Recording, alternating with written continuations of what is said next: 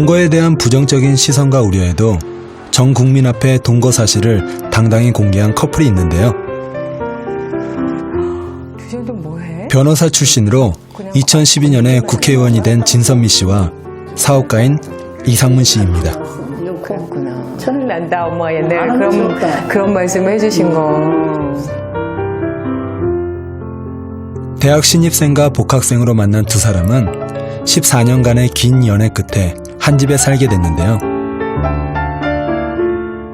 1998년 결혼식을 올렸지만 혼인신고를 하지 않은 채 동거 중입니다. 32년째 연애 중이라는 두 사람, 호칭도 특별한데요. 오래된 남친. 제일 좋아해요, 혼칭을 본인이. 네, 저도 좋아합니다.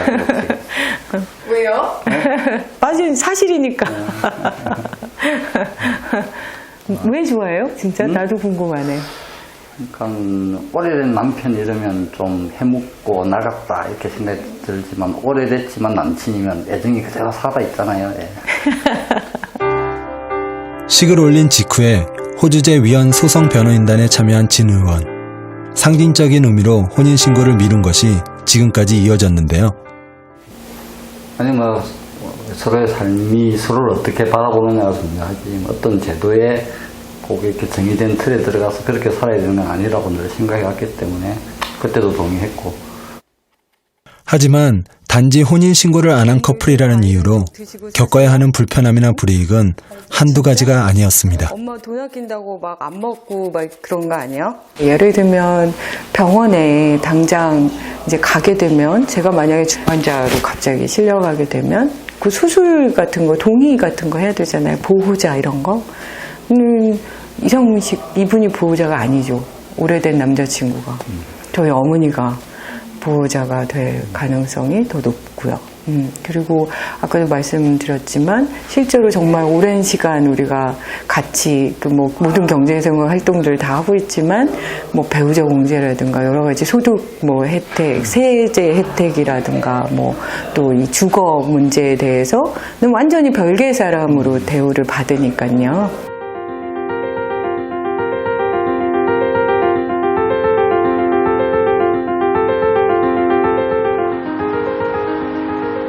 동거에 대한 따가운 시선이나 편견도 견디기 힘들었을 것 같아요. 그렇죠. 대한민국에서 동거 커플로 산다는 것이 얼마나 힘든지를 누구보다 잘 알기에 추진한 것이 바로 생활 동반자 관계에 관한 법률인데요.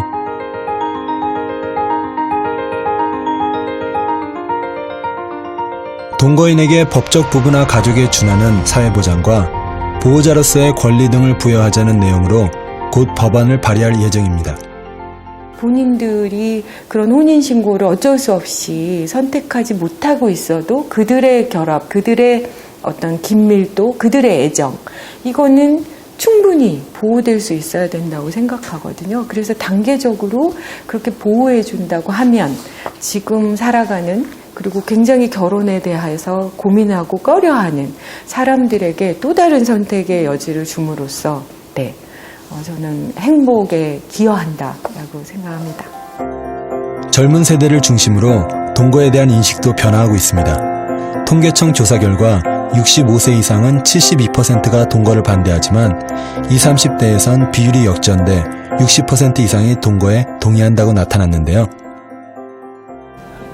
동거를 하면서 좀 더 서로에 대해서 더 아니까 더 결혼에 대해서 신중해질 것 같아요.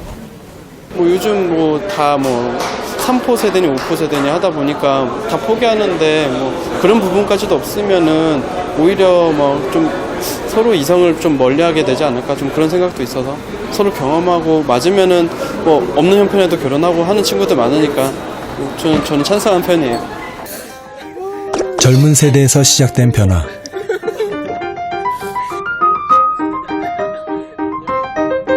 남녀의 결합 방식과 부부의 조건에서 법적 혼인만이 정답이던 시대는 이제 과거형이 되고 있습니다.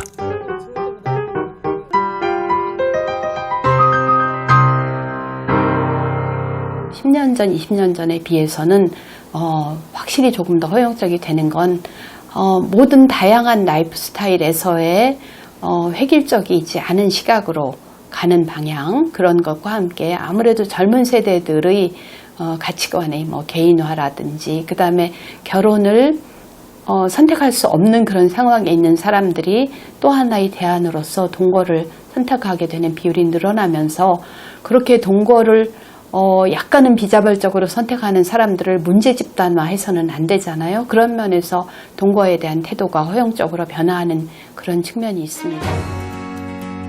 기존의 전통적인 법적 혼인과 가족의 형태에도 변화의 바람은 불고 있습니다. 이혼율 세계 3위인 미국. 2011년 기준 한 해 약 85만 쌍이 이혼하고 인구 1000명당 이혼 건수는 3.4건으로 OECD 평균 1.9건보다 2배 가까이 높은 나라죠.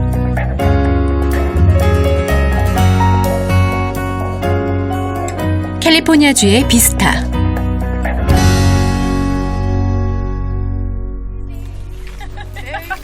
숲속의 단란한 가족의 웃음이 넘칩니다. 잽과 케이티는 둘 다 이혼 경험이 있는 재혼 부부인데요. 12살인 마야는 케이티가 첫 번째 결혼해서 낳은 딸입니다. 가족이 된 지 1년도 안 됐지만 어색함이 느껴지지 않는데요. It was several things. One is I loved him in a way that was very unfamiliar to me, and just the natural desire to choose to live the rest of my life with him, just it wouldn't feel right otherwise. And beyond that, I know for my daughter Maya, I wanted her to feel like she had a very that I could be an example to her as to what a healthy, happy male-female relationship, parental kind of relationship was like. So I want to raise her that way. How's your experience having two dads? That's not common for a lot of people. I'm kind of used to it now, I guess, and it's just kind of normal for me, so. 사실 재혼 가정은 이제 우리 주변에서도 꽤 볼 수 있는데요. 이혼과 재혼에 대한 사회적 편견이 상대적으로 적은 미국에선 더 그렇죠. 그런데 이 집엔 특별한 가족이 한 사람 더 있습니다. 케이티의 전 남편이자 마야의 친아버지인 가이죠. 마야와 주말을 함께 보내고 데려오는 길인데요.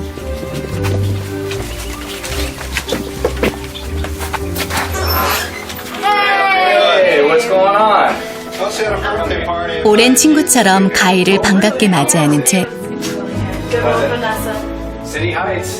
근처에 사는 가이는 평소에도 자주 왕래하며 잽이나 케이티와 마야의 양육 문제를 의논하는데요. 우리나라에선 보기 힘든 모습이죠.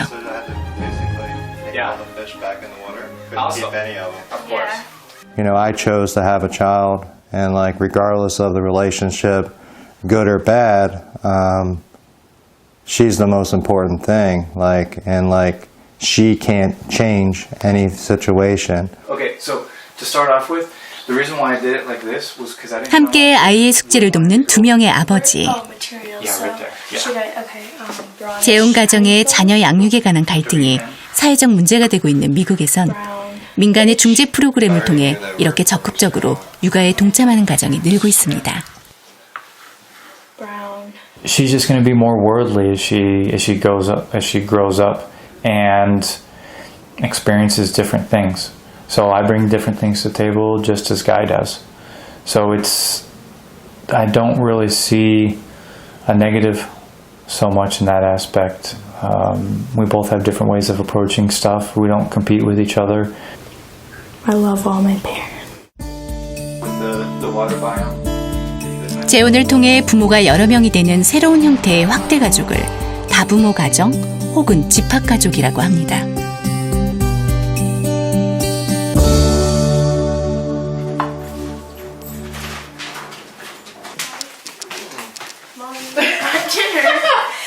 다음 달부터는 제비 전체와의 사이에서 낳은 딸 제이드도 함께 살 예정이라는데요.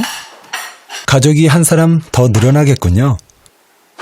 I'm excited that she's moving in, and I'm excited because, I'll have a friend all the time, and, we'll probably do fun things, but I'm also, a little bit scared because I don't know how it will, change everything, or I don't know how, I guess, how my environment will change when she comes, so but I'm also excited too. I mean, she's one of my best friends. So.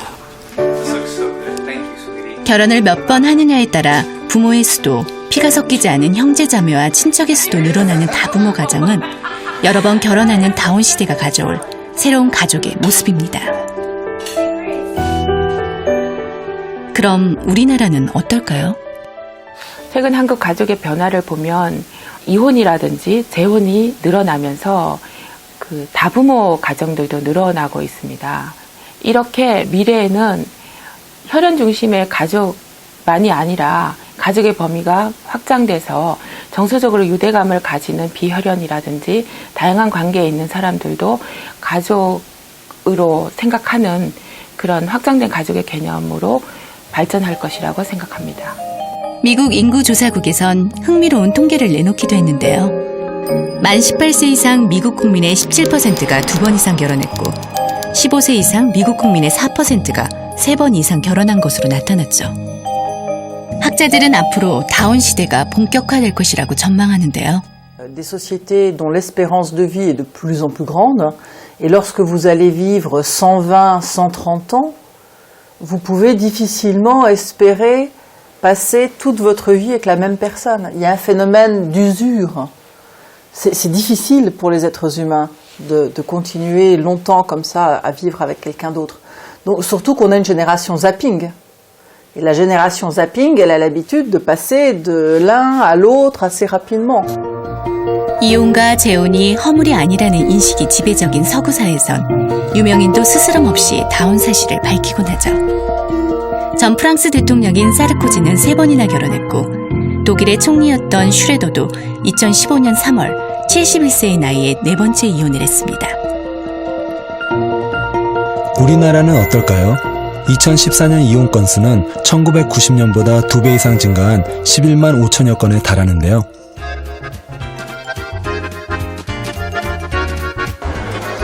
이혼 남녀의 온라인 카페인 해피투게더의 회원 8명이 모인 자리.